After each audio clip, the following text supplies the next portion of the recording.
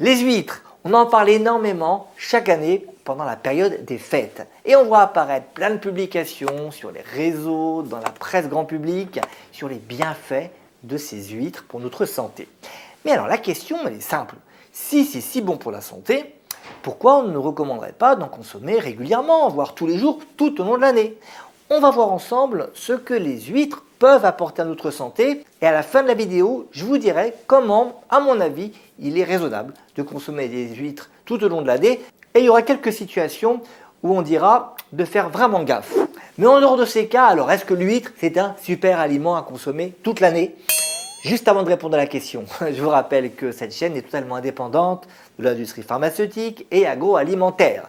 Si vous aimez les contenus, n'hésitez pas à partager, à mettre un pouce vers le haut, à faire des commentaires. C'est ça qui fait vivre la chaîne et qui permet sa large diffusion. Alors les bénéfices supposés des huîtres, ils sont multiples. Ça va depuis un bénéfice sur l'immunité jusqu'à des vertus aphrodisiaques. On va voir ensemble ce qu'on peut vraiment attendre de ces huîtres pour notre santé. Disons tout de suite que les huîtres ont une qualité majeure. C'est un aliment qui apporte une bonne quantité de protéines. Vous savez qu'il est recommandé de consommer des protéines tous les jours. Pour vous donner un ordre de grandeur, un peu moins d'1 gramme par kilo de poids chaque jour. Ça dépend en réalité de l'âge, si on est très sportif ou pas. Et puis il y a certaines pathologies où il faut limiter la consommation de protéines. Mais globalement, allez, disons que quelqu'un de 70 kg doit en apporter un peu moins de 70 grammes par jour. Pour donner un ordre d'idée, quand vous mangez 12 huîtres, vous apportez environ 10 grammes de protéines à votre corps. C'est absolument pas négligeable. À titre de comparaison, dans 2 œufs moyens, il y a aussi à peu près 10 grammes. Dans 100 grammes de viande, il y a à peu près 25 à 30 grammes. Une deuxième caractéristique des huîtres, c'est leur teneur en matières grasses avec une qualité des matières grasses qui est satisfaisante. Il y a pas mal d'oméga 3 dont la réputation n'est plus à faire. Et à l'inverse, l'huître, elle est pauvre en graisses saturées. Vous savez, ce sont ces huîtres qui sont accusées de monter le cholestérol sanguin et de favoriser les bouchons dans les artères. La teneur en glucides est relativement faible, donc ce n'est pas un produit sucré. Et finalement, si on regroupe les calories apportées par les glucides, les lipides et les protéines, c'est un produit qui est relativement peu calorique. Donc, ce n'est pas l'aliment qui fait grossir en lui-même. Tout dépend de ce qu'on mange avec, bien évidemment. Maintenant, il y a une autre caractéristique nutritionnelle des huîtres, c'est que ce sont d'excellentes sources de micronutriments. Avant, on a parlé des macronutriments, ceux dont on apporte des grandes quantités tous les jours. Mais si on parle des micronutriments, donc on apporte en toute petite quantité, mais qui ne sont pas moins importants, eh bien là, l'huître est extrêmement riche. En premier lieu, on va parler de l'iode. L'iode, c'est essentiel pour le fonctionnement de la thyroïde, ça, on le sait, les personnes qui ont un manque d'apport en iode vont avoir une grosse thyroïde, parce que la thyroïde va essayer de fabriquer les hormones thyroïdiennes en ayant peu d'iode. Donc elle va s'hypertrophier.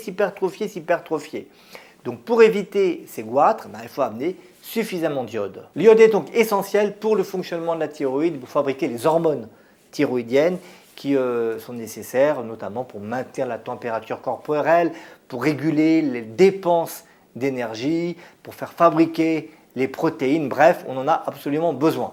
Bon, peu d'entre nous sont carencés en iode, donc il n'y a pas besoin de manger des huîtres tous les jours pour consommer de l'iode, mais c'est vrai que ça peut être une source intéressante pour atteindre les recommandations. Alors il y a bien d'autres minéraux qui sont apportés par les huîtres, on peut les citer, il y a le phosphore, certaines vitamines, comme la vitamine B12, le zinc, le cuivre, le sélénium et même la vitamine D. Vous savez, la vitamine D qui est essentiellement synthétisée grâce à l'exposition solaire et en période hivernale, on est assez peu exposé aux rayons solaires, donc la vitamine D par la bouche permet de compenser ce qu'on n'a pas par le soleil. Donc vous l'avez compris, globalement, l'huître, elle permet de maintenir un bon équilibre alimentaire, macro-micronutriments pour une bonne santé. Et si on s'arrête là, clairement, l'huître, ça semble être le super aliment qu'il faudrait consommer tous les jours pour ne pas être carencé et pour être en forme. Bon, maintenant, il faut dire que l'huître, elle a aussi des limites et il y a 3 limites principales que je veux mentionner et j'attire votre attention sur le fait que certaines de ces limites vont faire que certaines personnes ne devraient peut-être pas en consommer ou en tout cas en consommer avec prudence. Le premier sujet, c'est la teneur en sel. Dans 12 huîtres, il y a l'équivalent de 3 pincées de sel. C'est encore pire, bien sûr, si vous le consommez avec du pain qui est salé ou encore du beurre salé.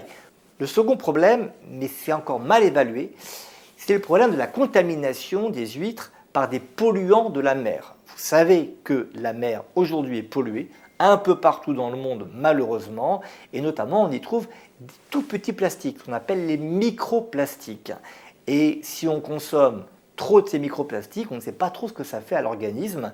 Mais a priori, si on peut éviter de manger du plastique, c'est mieux. Dans une autre vidéo, je vous parlais d'ailleurs des microplastiques que l'on ingère, par exemple, quand on boit de l'eau minérale qui est conservée dans des bouteilles en plastique. Le troisième risque avec les huîtres, c'est d'être contaminé par des micro-organismes, notamment des bactéries, qui peuvent provoquer des infections du tube digestif, ce qu'on appelle les gastro-entérites. C'est relativement peu fréquent et dans la majorité des cas, c'est bénin, on guérit, même si on a passé quelques jours désagréables. Mais attention, ça peut être dangereux chez des personnes qui ont un trouble de l'immunité.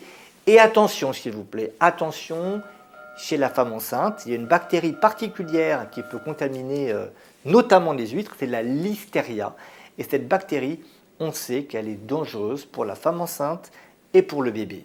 Ce sont les huîtres crues qui présentent un risque de contamination avec la listeria et qui doivent être évitées pendant la grossesse. Alors certains vous diront qu'à condition que l'huître soit fraîche, bien conservée, on peut quand même la consommer quand on est enceinte, mais beaucoup de spécialistes, d'obstétriciens vont déconseiller à la femme enceinte de consommer les huîtres crues. Pas de risque en revanche si ces huîtres sont consommées cuites, par exemple gratinées au four. Alors pour résumer, vous donner quelques conseils pratiques. L'huître, c'est clairement un aliment qui est très riche nutritionnellement et sur le papier, il pourrait vraiment être consommé tous les jours. C'est mieux que beaucoup de compléments alimentaires.